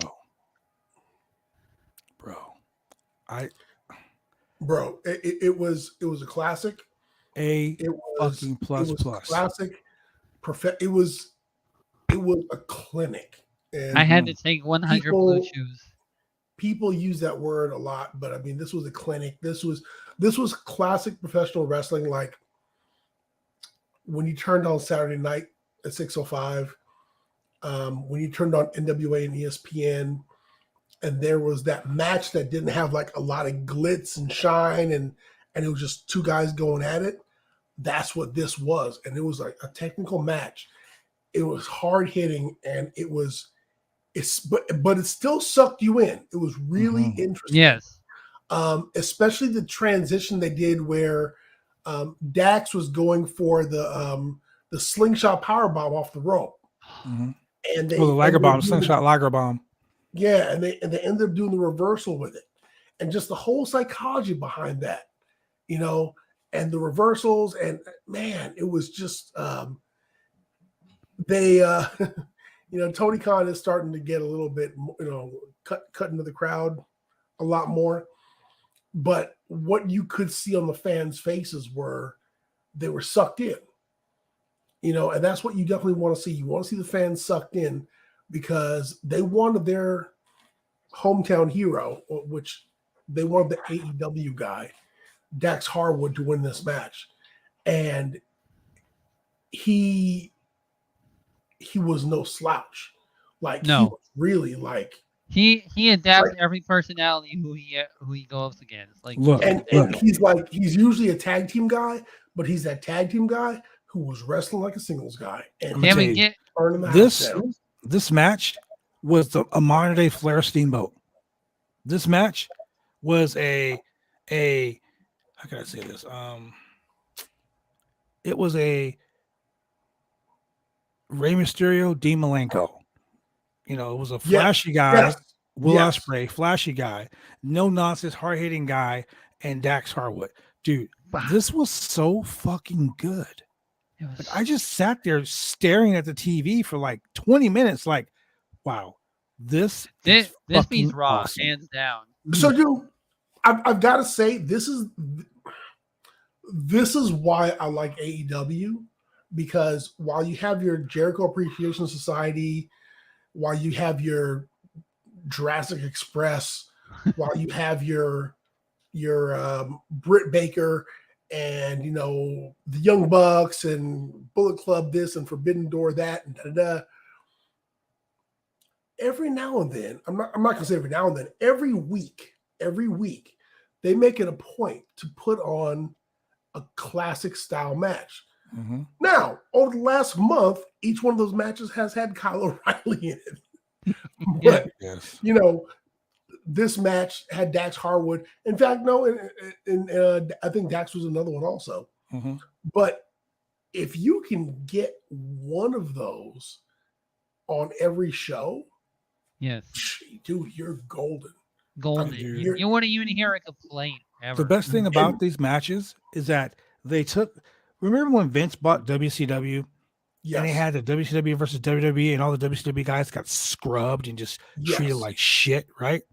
This was different. This was so different for the simple fact that the Will Ospreay's debut as a singles guy, the pop was overwhelming. I mean, the pop was great. Yeah, the applause was long and well deserved. Ospreay deserved that. Ospreay needed that. He got that. He deserved it. But my question is, I mean, my statement is, Tony Khan made it to where people actually are interested. Like they're not gonna be like, oh, remember when Impact Wrestling came? I mean, AEW went to Impact Wrestling and they just dominated. No, New Japan has come here and they have dominated. Not only do we get fucking Will Ospreay, but we got all of the fucking United Empire, other than TJP, the United Empire attacking Chaos. You got the return of Orange Cassidy. You got all, Chaos. They're brawling. So FTR and Chaos, or FTR and Roppongi Vice and fucking Orange Cassidy are brawling with these guys. So it was just announced Orange Cassidy versus Will Ospreay at Forbidden Door for the IWGP United States Championship. Which is an odd match to go to. But it's going to be interesting because, that's something that people don't see. Like these are first time matches that people don't see. I mean, how many times can you see Roman Reigns versus fucking Drew McIntyre? Or how many times can you see the Usos versus fucking whatever? You know what I'm saying? No, you keep seeing the same matches over and over again. So this is something new. Here's the thing, though. A lot of people see Orange Cassidy, the way he's presented on AEW with his current gimmick, and a lot of people haven't seen him from his indie shows where he can wrestle. He's a good worker. Shane, I'm curious. The dude can work. Wrestling video game. Oh man, the dude can the very first wrestling video game I have ever played. I was a little bit late coming to the scene of wrestling video games, but it was definitely SmackDown Shut Your Mouth, which that was a fun game. 2007. Shane, have you ever played a wrestling game in an arcade? No, I was totally late to the wrestling video WWF Challenge, baby. Matt Mania, baby. There's a pizza place by my house that has an arcade game with 2,000 video games, and that's one of them. Right. You know how they're coming out with the one-up arcade games? I'm hoping they come out with a wrestling arcade video game pretty soon. Because they have the old school Mortal Kombat arcade machine coming out where you can actually buy it and play it at your house. So Shane, did you play any of the Fire Pro wrestling games? I have played Fire Pro Wrestling. I have. So I remember on the I'm aging myself. I remember on the message boards, people talking about how great Fire Pro Wrestling was, and I was like, where do I get this? But it's on the PlayStation. Hey, my favorite wrestling video game guy, Starman. Oh, yeah. Purple outfit with the black star on his face. Yep. I did play, however, Legends of Wrestling 2. That's a good one. Yeah, that's a good one. So speaking of good ones, Jon Moxley and Hiroshi Tanahashi, the ace, showed up face to face, and Tanahashi just he just walked up. He's all, look at me, Hiroshi Tanahashi, I'm here. Hi, and I'm like, okay, he's here. Yeah, I'm excited. and Moxie's, I've been chasing you. I'm going to go ahead and beat your ass. I'm chasing you. And then all of a sudden you hear Jericho's music. Yeah. Jericho comes out. Randomly. Okay, wait. Let me go back to Will Ospreay, Dax Harwood. A++. A++ match. Yeah, that was great. Dax Harwood is amazing. 6 stars in the Tokyo Dome. So Chris Jericho comes down with Sammy Guevara and Ty Conti and announces that they're the newest members of the Jericho Appreciation Society. Who fucking cares? Then they start making out, which is crazy. But the thing that made me laugh was that Chris Jericho comes out and tells Tanahashi, I should wrestle you because, if, blah, blah, blah, blah, blah, blah. And then he looks at Moxley and he's like, I tried to take your eye out. And if you don't be quiet, you don't be careful, I'll throw a fire at you because I'm a wizard. I'm a wizard, damn it. He looked like Steven Tyler on crack. Like, I was like, what the fuck is wrong with Jericho? Something. But as all of this craziness ensues, here comes the rest of fucking the Jericho Appreciation Society. They start beating the crap out of him. And then here comes Lance Hoyt and fucking El Desperado. Yeah. Right. Like, what the fuck is going on here? And Lance Archer out of nowhere. So they basically announced a 6-person tag team match. It's going to be Eddie Kingston, another guy from Japan, and I think he said it was going to be, was it Santana or Ortiz? Both of them. No. It's a Japanese guy also on their team, and it's going to face Minoru Suzuki. It's going to face Chris Jericho and Sammy Guevara. That's gonna be weird. I don't care about that match. I So Suzuki Goon is going to be in a 6-person tag team match. I don't care about Sammy and Ty Conti making out constantly. Les Sex Gods. Les Sex Gods are back together. Hey, I just want to point out that last week I was cleared as the porno god. Hey, you were. Yeah. Said you were a porno guy. You're a porn guy. So that match was crap. But I'm gonna go ahead and go with this match right here, which is an A++. Also, Miro versus All Ego Ethan Page. All Ego. Oh man, I was excited for this. I was mixed on this match. Really? Me too. Honestly.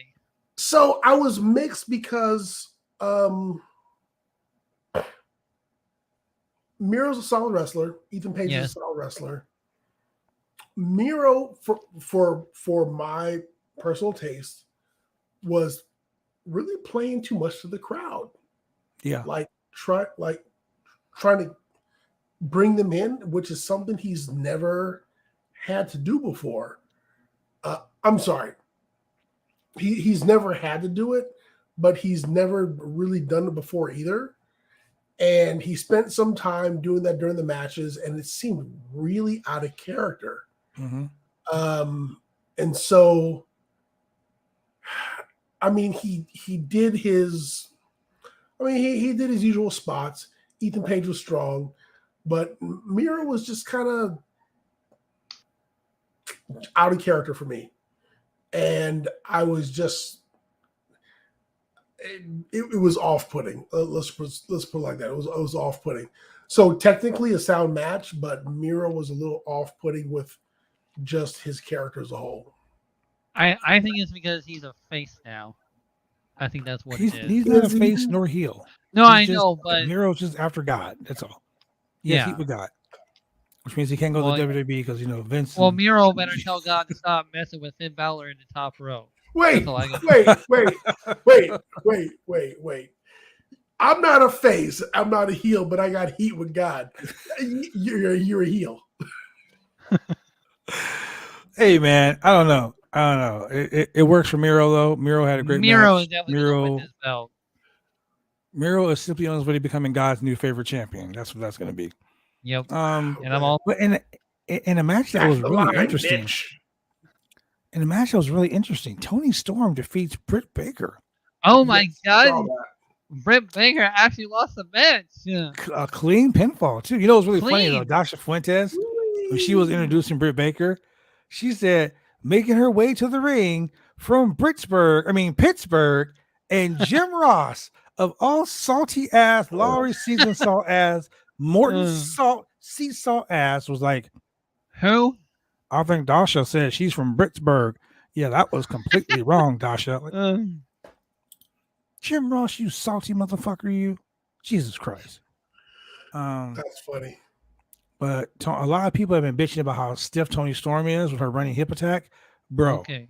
When she hit her in the corner with that hip attack, Britt looked like, I don't know if it was work or what, but she looked like fuck, bro. And like she was like, Tony was gonna pick her up, and she grabbed the rope, like, nope.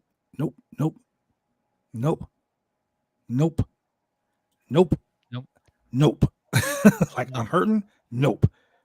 The referee started to do the X. That's how I knew it was serious.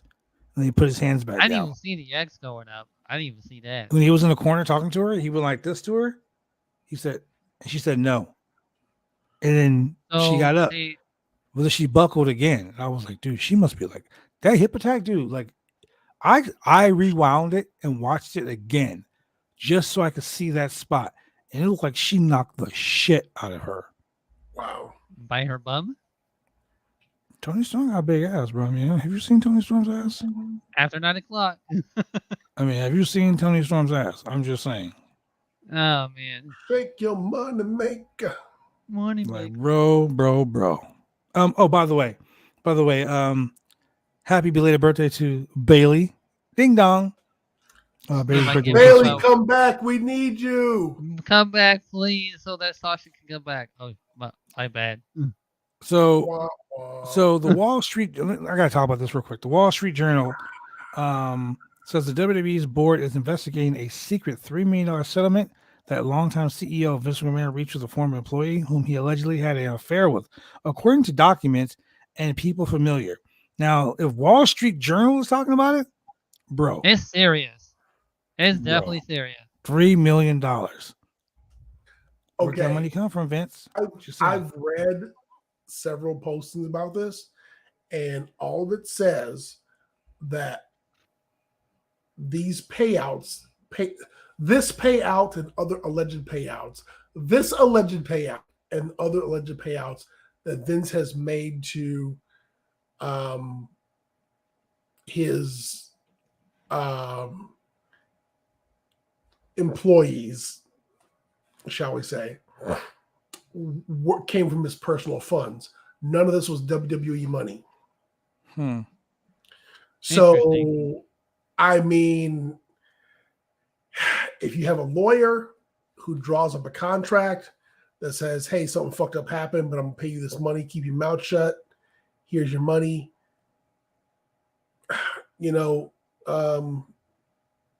take the money and run. I'm sorry, you took the money and you ran. There's not really much you can do about it. You're being shady, but you're not using company money. It's I mean, yeah, do you necessarily want the cameras on while you're getting a rub and tug? No. But I mean, if it happens that and you're using your own personal cash, then you're getting you're paying for a professional service. However, in a position as high profile as his, is probably frowned upon. Yeah, and some people are actually sticking up for Vince, which I find out hilarious. No, man, look, the thing is what it is. It's not about sticking up for Vince. If he was using, I know. If he was using WWE money to do this, I'd be like, dude, that's misappropriation of company resources. Like you're gonna get fucked. Like really? But if he's paying out of his pocket, and you have an NDA signed, and this arrangement was made through a lawyer, she was a paralegal. She was a paralegal, so I'm pretty sure she knew the fucking law. Yep. But there's not a whole lot you can do about it. Yeah. So going back to AEW, Tony Storm beats Britt Baker again. Crazy. Great match. I'm gonna give it a B though, because there are a few botches. Really a B? Yeah, botches. I'm gonna call it like it is. But hey, at least he beat her clean, and that's mainly all the fans want. Yep. Yeah. But to watch Tony Storm beat Britt Baker clean. Finally, that's a good match. Fine. Speaking of finally, Hangman Adam Page. Damn it. Adam Page comes out tonight.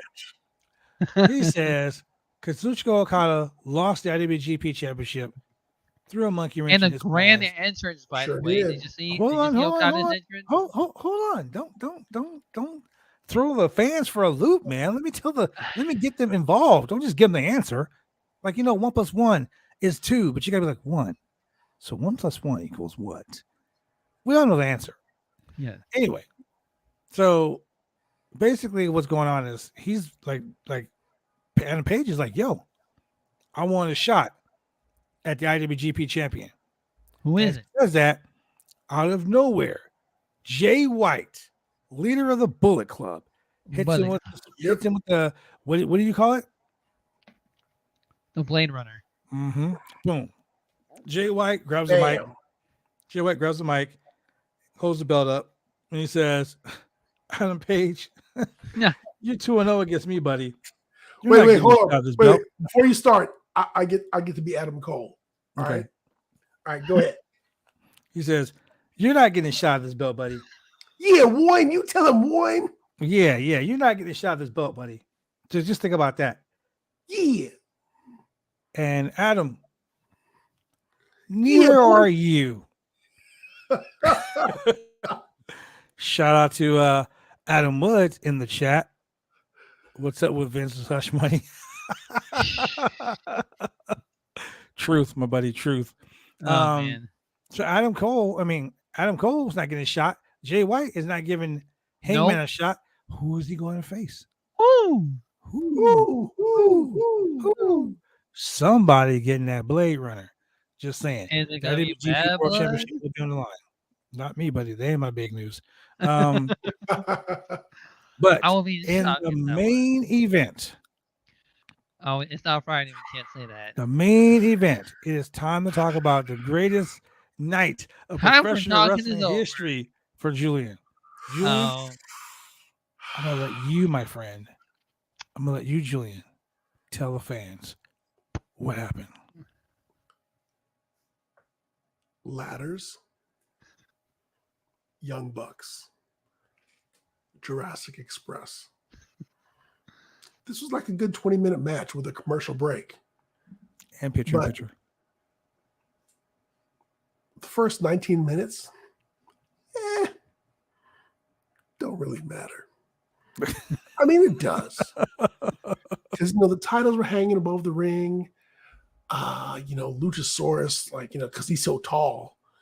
He was going to get the ladder. He got the ladder. He was climbing up. And the Young Bucks grabbed him and power bombing him at the ladder. And, of course, Jungle Boy did Super Jungle Boy. He was in the ring for it was a 20-minute match. He was in there for 18 and a half minutes. Oh, my God. He's so strong. He's so swole. He's from the jungle. He's like Tarzan. He's just an animal. He's crazy. You just can't stop him. He's like Super Cena, but he's small and got long hair. Oh, my God. What are we going to do? Oh, my gosh. But then, here comes the biggest lizard in professional wrestling. And, he's going to choke slam, flippy shit, and over the top rope, and kicky here, and super kick there, and my horns, and I'm going to do this shit, and do that shit. But the motherfucker gets knocked off a ladder, goes through 2 tables.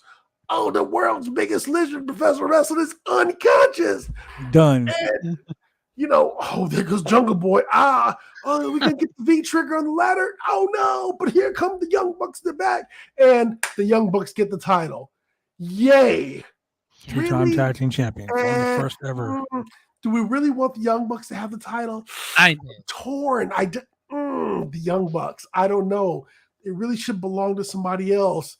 I'm feeling some kind of way, but then Christian comes in the ring and he's like, "Hey, Jungle Boy, you okay?" "I think I'm okay." Here's a kill switch. Boom. Bam. The world just got the Dow Jones shot up. Gas prices went down. But wait, there's more. There's more. And then what did Christian do next? Tuned up the band. Being the Canadian slithery snake that he is, slid out the ring and he grabbed not one, but 2 chairs. You can't have a concerto with 1 chair. No. You got to have at least 2. And he slid back in the ring. The referee was like, "Hey, man, what are you doing?" He's like, "Put the fuck up. You know who I am? I'm Where's my peeps at?" He did Christian that too. Cage. He slid back in the ring and he put 1 chair on the Jungle Boy's head. And, the mics were off. Cameraman was out of position, really. The guy from at the far end, was like, way out the end. But what I believe Christian Cage said was, "Man, I've been tired of being your bitch for so long.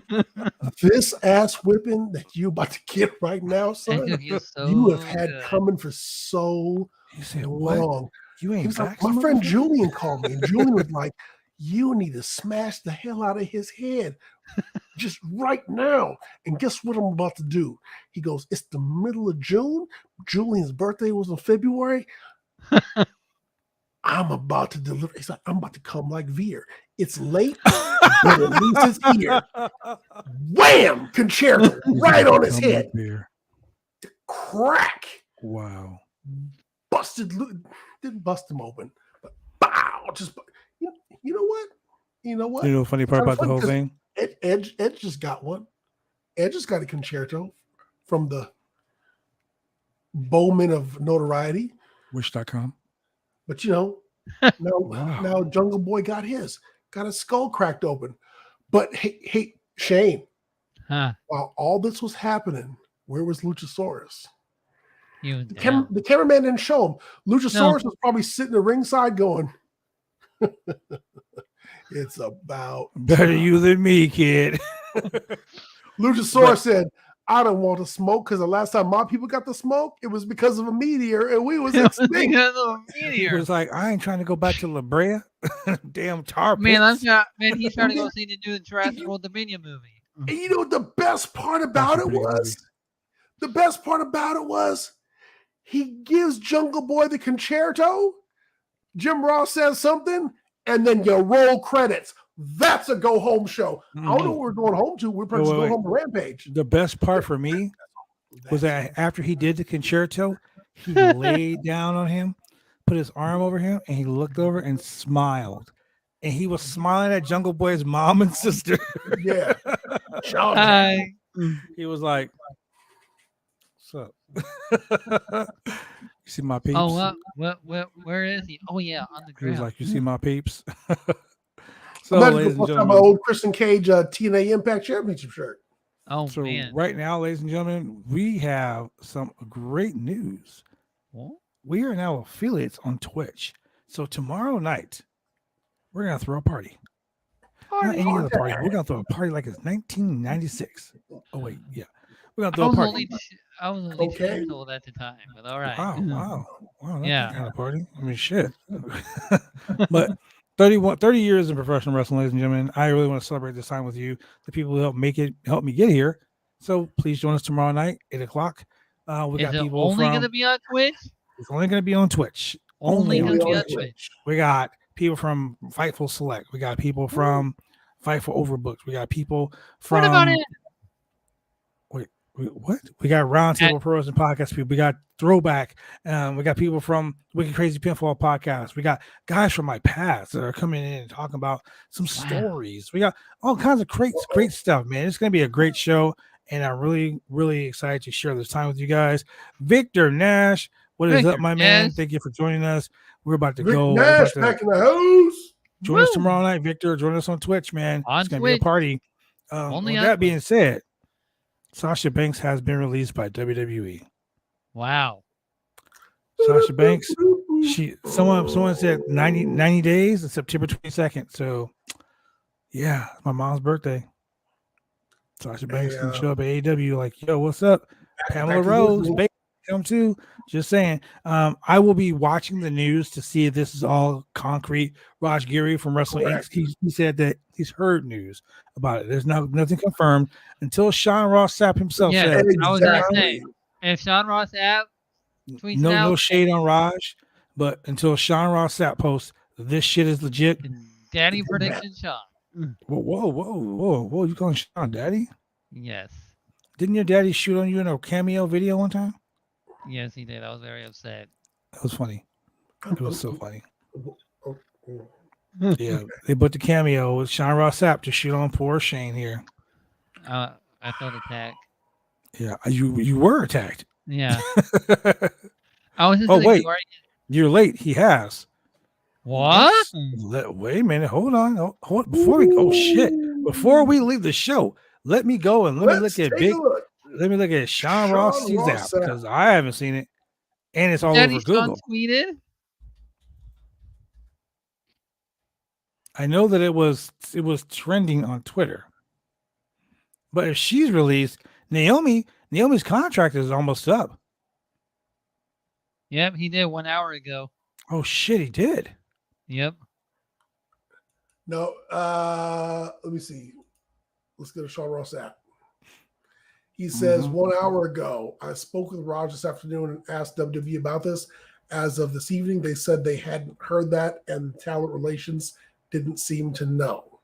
Not saying that it didn't or isn't happening, but this is what I've heard so far. When I asked, Raj has good sources. That's crazy. It is all over Twitter. I mean, it is all over Google. Google knows all. Everyone is tweeting about it. Shit. Sean Rossap, hello at Snoop Dogg. Can you help me with a story before Twitter kills me? Yeah, I see this. Look. Kimmy22 says, my boob says hi after being released from their bra tonight. Wait. Oh, man. What about Naomi? Yeah. What about Naomi? Like I said, Naomi's contract is almost up, so she won't have a 90 day, what do you call it? Oh, man. Crazy. Damn. Crazy news. We covered it all in under nick of 2 hours almost. Man. I spoke with Raj this afternoon, and he asked WWE about this. I was just eating this. Raj, I'm hearing Sasha Banks has been released. Gathering what I do know is about Sasha. So you got to go to fiverselect.com for the post for that. That was 3 minutes ago. Wow. All right. What?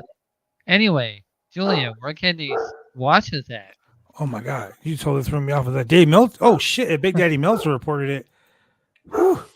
Meltzer's all in the AEW's pocket, so I don't know about WWE, but correct. If Meltzer reported it. God damn, man. Oh shit. Sasha Future Endeavor? What? Open for it. Hey, Luchasaurus is trending. Yeah. But Julia, where can they watch us at? They can watch us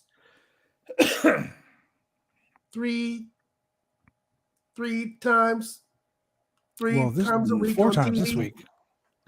Yeah, a whole lot more. But definitely not, if you're not looking for us on the YouTubes and the Facebooks and the Twitches, and you got a terrestrial, cable link, coaxial TV, and you're in the Portland, Oregon area, you can reach us on Mondays at 10 p.m. on channel 22 Xfinity TV and channel 8002 CenturyLink TV.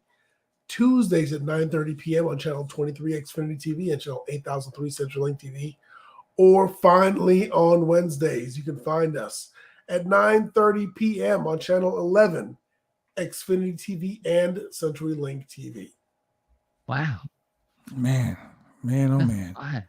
The craziness happening in the world of professional wrestling. Jeff Hardy over here holding my beer, well, actually drinking the beer, getting a DUI, fucking forbidden door access, backdoor access is forbidden door. What?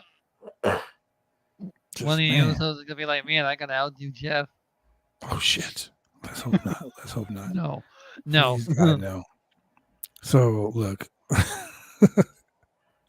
Tomorrow night, ladies and gentlemen, like I said earlier, please join us on the Roundtable podcast on Twitch as we discuss 30 years of professional wrestling. Yes, I'm old as shit, ladies and gentlemen. Oh my! But you know what I want to do right now? Because I'm a little bit hungry. I know you guys are too. It's time to feed those ducks. So I want to thank you guys very much for joining us here tonight on the Roundtable Pro Wrestling Podcast. Do me a favor, go subscribe to us on Twitch. Roundtable Pro Wrestling Pod on Twitch. Go subscribe, ladies and gentlemen. We want you to be part of the good news.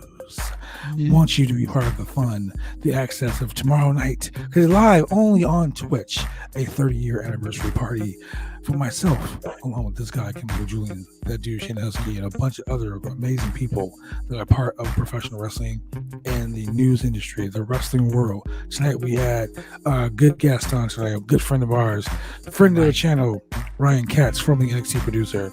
But with that being said, ladies and gentlemen, good night. Yeah. And always remember 3 things. 1, Shing loves Blue Chew. 2, 3MB will never, ever come back. And 3, Green Bay Packers all day long.